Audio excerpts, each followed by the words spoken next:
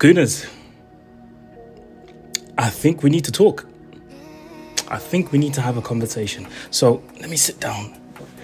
First things first, you know the face, you know the name. Aaron here, back again with another video. We've reached 13k people.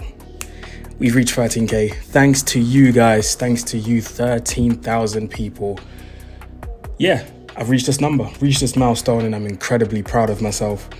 Thank you to all of you. Without you guys, it wouldn't have been possible. So shout out to every single one of you, man. I appreciate you massively, more than you can think. So shout out to every single one of you, man. I appreciate you. Listen, we have some stuff to talk about, man. Arsenal fans, it looks like it's a peak period coming up for you lot because Arsenal's injury list keeps growing and growing and growing. And you know what? I've made some notes here, so I'm just going to read off the injury list. So we've got Declan Rice, who's suspended, obviously. Gabriel Jesus, groin injury, out until mid-September.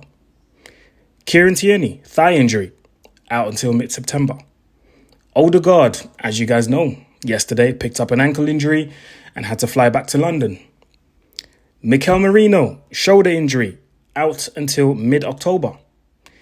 Riccardo Calafiori, shin injury, doubtful. So he might play against Tottenham this weekend, but not sure.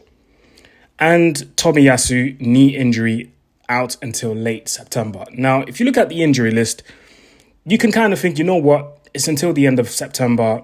They'll be back by October. They'll be fine. Do you know what I mean? Arsenal will be fine. But leading up to the North London derby, this is where it gets tricky because, yeah, man, Arsenal have to deliver now. They have to deliver. They know they're the contenders for the title. I mean, Liverpool's up there for me as well this season. I think they're going to be up there.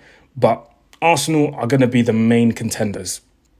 Now, I'm going to mix things up a little bit here. I'm going to talk about the manager and I'm going to talk about the squad and the fans' expectations and whatnot. In terms of the manager, a lot of fans have been involved in this Arteta versus Unai Emery debate, etc., etc., etc. So now would be a great time for Arteta to show us that he's a great manager. Now would be a great time, wouldn't it? His best players out. You know, Rice suspended. Let me go through the list again. Rice suspended. Jesus injury. Jesus injured. Tierney injured. Odegaard injured. Merino injured. Calafiori injured. Tomiyasu injured. So now is the best time to show us what you're made of. Now is the best time to show us that the squad that you have, the squad that you said is good enough to beat Tottenham on the weekend. Now, some of the players, Arsenal fans, and this is where I'm going to involve Arsenal fans, majority of Arsenal fans, not all of them, but the majority have been telling me that, oh, no, this player is good enough, and this player is good enough, and this player is good enough. Okay, people have been telling me Jorginho's good enough to play. I'd love to see it. People have been telling me for the past 2 years, even the past 3 years, especially when he first came to the league, and I'm talking about Casemiro, people were telling me that Thomas Partey is better than Casemiro. I want to see that. People have been telling me that this is the redemption season for Martinelli. I want to see it. Although I think Sterling will start because he's got the experience. He's the new player. He's played against Tottenham multiple times. So he knows how to play against them. It's not like he's a new player that needs to adapt. No. And Havertz up front. Like everything that people have been saying about Arsenal players and this player being world class and this player being world class and all the youngsters that Arsenal have that apparently are going to be world class. I want to see that. I want to see it. There's no better opportunity for Arsenal fans to back their manager and back their team than now. Because all the chat they had about the players here and there, all the chat they had about this player and that player being world class and top class and nobody's better than him and nobody. There's no better time than for those set players to show it now. There's no better time. There's no better time. And I believe Tottenham are playing at home. So it's going to add a bit of extra pressure because, you know, playing away from home is never easy. Even though the Arsenal fans will make a lot of noise. Don't get it twisted. But it's not going to be as straightforward. So I'm very much looking forward to this game, and I'm going to look forward to the tactical plan that Arteta has in mind for Tottenham, because obviously, when he plays with his best team, you know what Arsenal are going to do. You know Odegaard is going to play them passes in between the lines. You know that Saka is going to be the main outlet.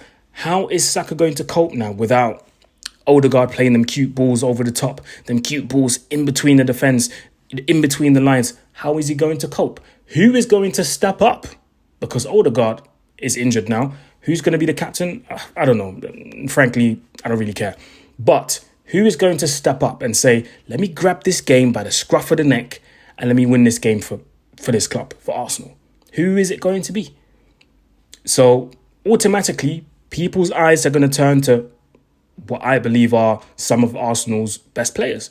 They're going to look at Havertz. They're going to look at Saka. They're going to look at Saliba in terms of securing that back line. How is that going to play with the player's mental? So all of these things are going to be tested.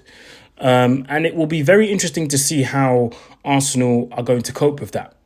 I'm very much looking forward to it. Very much looking forward to it because, Arsenal have already dropped points last weekend, or 2 weekends ago, if you like, against Brighton. So the worst time to be dropping points would be now at the start of the season, because you're just going to give City more leeway to go, oh, you know what? Yeah, we're going to win this league.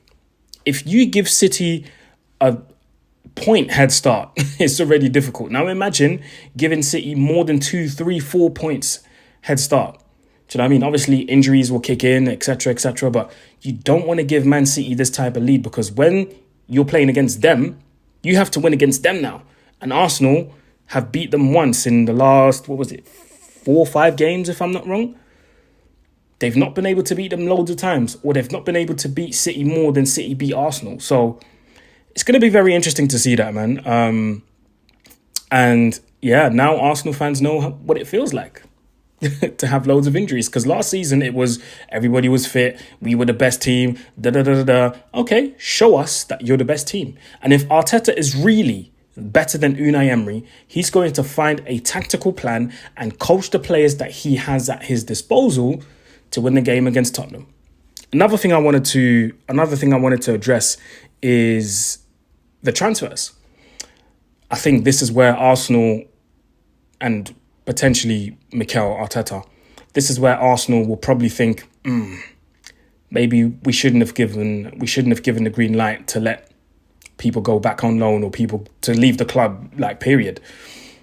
Maybe we shouldn't have let Reece Nelson go. Maybe we shouldn't have let Fabio Vieira go back to Porto, because those are the type of games that they could have helped out, slotted in. They could have, replaced the players and whatever.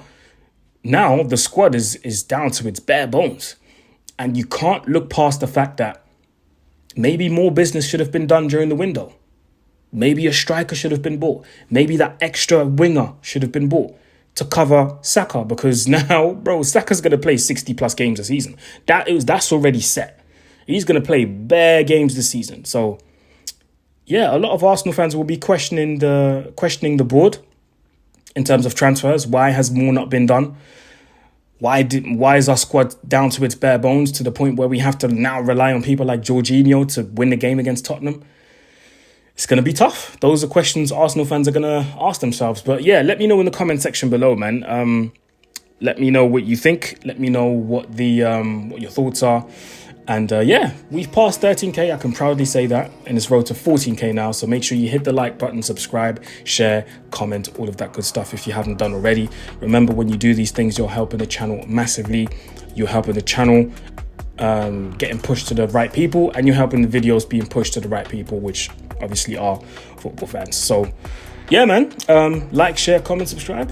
Arsenal fans, hold tight, and hopefully you guys win on the weekend, because if you don't, I'm gonna have a field day. Anyway, people, peace out.